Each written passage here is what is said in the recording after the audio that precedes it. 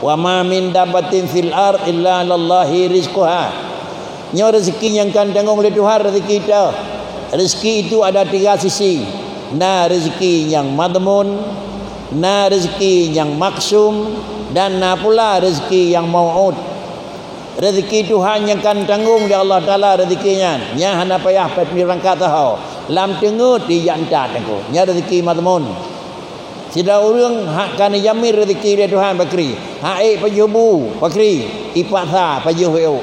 Sagai-sagai hal lepas dengan babah bakri, suntik dalam tilang impu supaya makanan ngai demang dalam dada tu.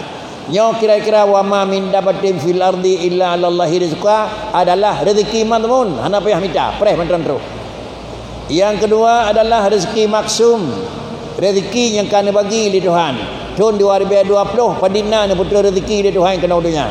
Duk nawa ne bagi itu kena dunia perpatannya dunia provinsinya dunia negaranya dunia alanya ne bagi lam irawa ke dunia dana ke dunia dia abang ke dunia dia adik ke dunia nyan rezeki maksum lagi yang kana tu oleh Allah Taala juga demikian ruh tausaha yang kelaya rezeki maut ni janji di Tuhan wa may yattaqillah yaj'al lahu makhraja wa yarzuqhu min haitsu la yahtasib.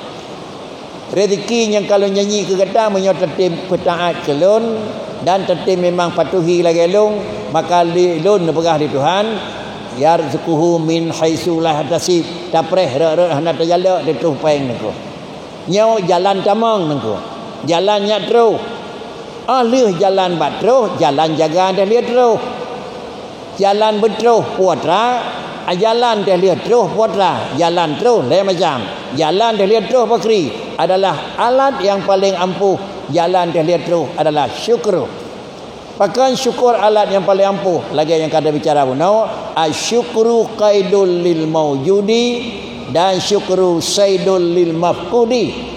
Syukur itu adalah merupakan alat untuk mengikat barang yang sudah ada jangan terbang, dan syukur itu merupakan alat mencari barang yang cukup dan belum supaya datang.